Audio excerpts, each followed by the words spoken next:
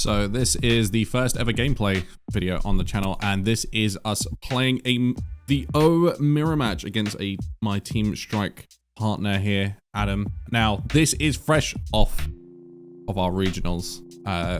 This is our first locals after it, so we are still absolutely cooked from that. So you can see play the overflowing affection here. Now, going into this, we actually know what the mirror is, so you're going to see a crazy decision here as to what I drop. And this is where the greed begins. So you can see we got a few decent cards in hand here, the white base there. But I drop an Lfrith. Adam makes a joke here to say, I can't believe you just done that. But because we know the mirror match, I don't know what type of mirror it is. Obviously, we get the Rick Dom out here as well. So now we're obviously turn 3 for me. There's not much I can play here because I can see that I've got a striker pack in hand, but obviously can't play that. So I believe that the only thing that I opt to do is actually go in with a white base, leaving me a little bit exposed here. Because all I've got in hand is everything is like level 4 and above. Now, it's risky, but this is locals and, you know, we're just not taking it too seriously. But I want to see how greedy this deck can get. Because at regionals, I played 9 aggro decks. So I never got to really run this deck the way I wanted it to at regionals. So we get tap 4, burning the EX here as well, which only means one thing. So this is a devastating turn because he's just taken out the white base, but opts to leave the Rick standing. And I think this is to protect the grandpa there, but that could have been worse. That could have been worse, but we'll see. So turn 4 here. What do I have here? So I've not got a lot here now because I was planning to use the white base and the striker pack on the next turn. So I believe, yep, it's just striker pack Kun here. But because we know that we are playing in the mirror, I can get greedy here as well. I don't need to do the 2-4, which I've been doing all regionals. I believe we just go for the 4-2. Now, obviously, if he plays Kira and Aile on that, big sad, big sad. But we still don't know what iteration of it is playing. So I pass here. That kind of hurts a little bit. But at this point, this is just pure experimentation here. Just wanted to see. But you can see in the hand, there's 2 Paptimuses. There's 2 O's, I think, there. We've also got a Destroy mode, an Aile Strike, and a Banagher and Amuro Ray. So we've got a lot going for us here. So here comes the iron wall of blockers.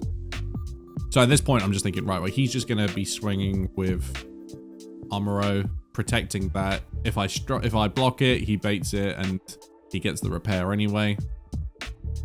But I actually can't remember what it is that he does here. At this point, I'm like, turn 5 is going to be crucial. Absolutely crucial.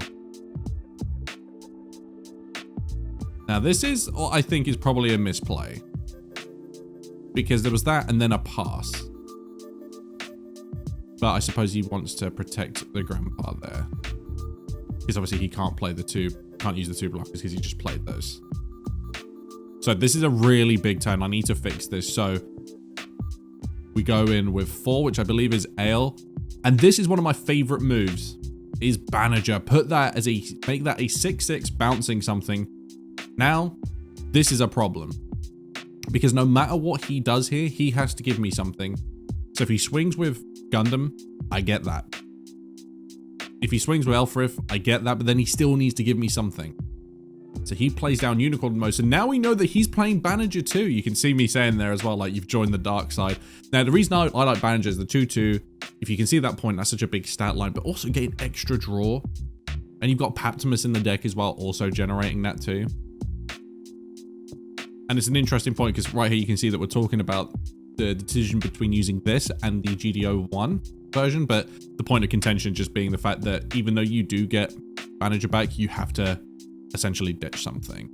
And also the 5-3 stat line of it is something that me and the boys in Team Strike are really kind of focusing on is value.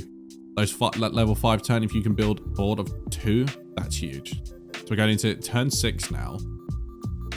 This is going to be a pivotal turn here. So 1, 2, 3, 4. This is a big push. Big push. Right, so now I don't want to swing with the Amuro because obviously that dies. And he would let that through. So, decisions have to be made here.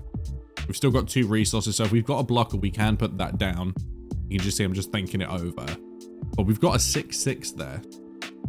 So, we swing this towards the Gundam, because at the moment, you've got to remember, it's 5 AP. So, I actually survived this.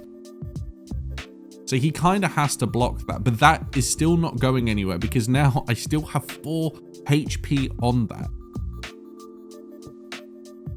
So that is a problem. And because we know he's not playing Kira, he can't bring that down either. So I think we're just going to play another blocker here as well. Yeah, get the Lfrith out. So I feel like this was a turn where the game started swinging here as well. Because we've got to remember, the turn beforehand, we managed to bounce something as well.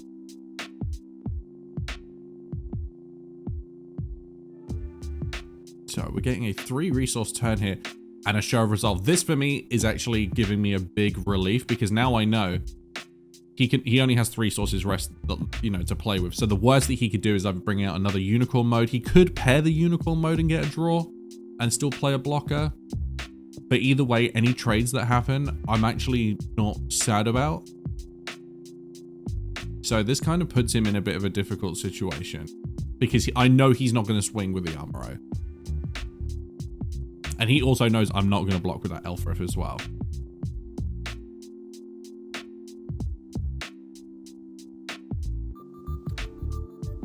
And in fact, I would probably let the unicorn through as well if he was to swing with that. Because what I'm trying to do here is I'm trying to build up board so I can get to the O, which we are very near. Obviously, we are turn 7 next, so we are live. So Adam's just saying here that obviously he's in a predicament because of that 6 AP. So we can actually see that in his hand, he's got a Paptimus, he's got Amuro as well.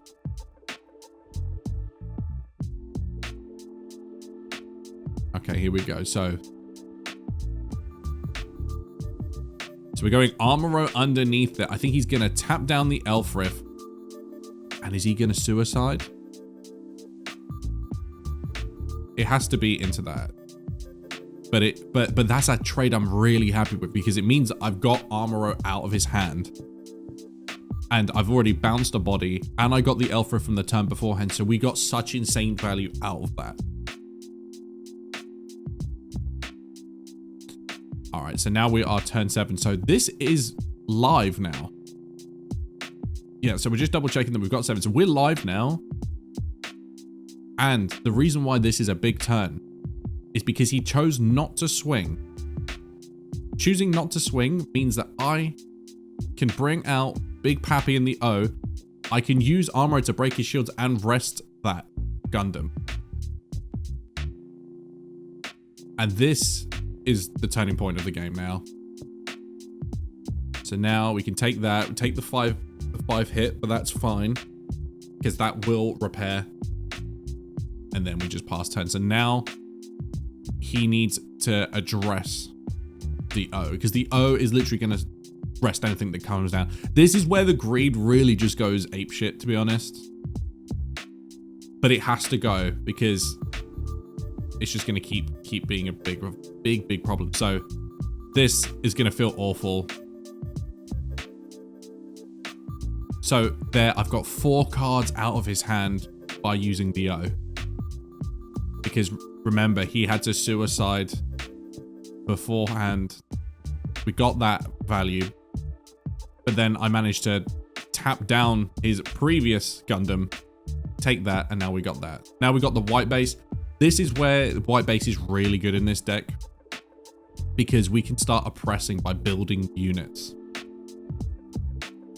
And this is why as well, always swing first before you start putting stuff out on board. Because if you were to play a Link, I mean, chances are you're going to have more than 3 AP. But you never know. You never know. It could have been something else under there. So this is where I go, screw it, we ball, let's go for Mega Greed. I have more, I could build board wider here, but this is the destroy mode. This is a 6-6. The reason why we want this on board is because if we're going to follow up with the O, it can tap down anything, including his O. And also, I just wanted to see it. I wanted to see it. We don't really get to see this card that much, so. At this point, he has to address board. He can't go for shields. But the problem is that white base is going to start generating. It's going to become a factory. So it's a predicament because you want to go for that, but then you can't leave these unanswered.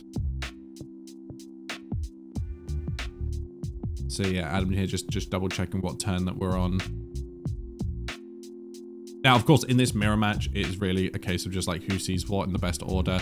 I also took the big gamble at the start as well of ditching the Lfrith and just going more high end because I knew that if I could, if as long as I could see the mid game, we'd be fine.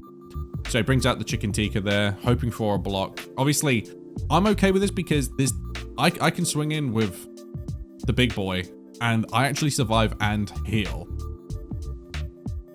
But we're in a really, really strong place here. So we're going 5 resources, Aile strike, and we're gonna put Paptimus on it. Bounce him out. Go in. This is where it just becomes very, very oppressive. He's getting really unlucky here, not really seeing anything here. Got that out. We've obviously still got a big blocker up, but we are not done yet. Always ensure white base is there. We will tap that. I don't know why I don't rest it sideways, but it's local, so I don't really think anyone cares. Obviously, it's only a 1-1, but that's enough to win you a game. And let's tap the last 2. Ricky D. This is game, set, match. I think I got a bit lucky here, obviously. I didn't get punished early doors. I would say there was a few misplays from either side as well. And also, of course, we knew the mirror match. Granted, he did too, but we were so cooked after regionals here that we basically just had fried brains. So this is pretty much game here. But this is what the O can do if you can stabilize. You can't do anything, even with a large hand there. Anything that comes out because of that destroy mode now is an issue. And I haven't even had to get another O out. And there we go. You can see what he's got. He's got Paptimus. He's got 2, is that 2 O's? A Messala, a destroy mode, and an Unforeseen as well. Now, I do ask here as well about Unforeseen, but he only got Unforeseen in his last draw, so he couldn't have used that before. So yeah, there is that. Guys, join the Discord, and I will see you in the next one. And if you want to see more stuff like this, let me know.